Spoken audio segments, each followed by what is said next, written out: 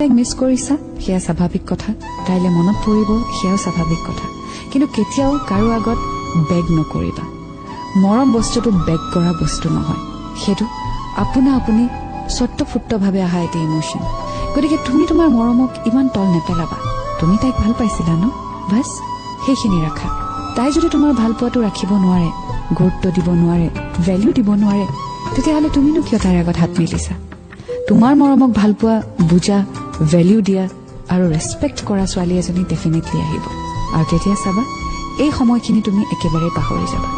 আৰু এতিয়া এই মুহূৰ্তত এই সময়খিনি পাহৰিবলৈ ভাল লগা কামবোৰ কৰা।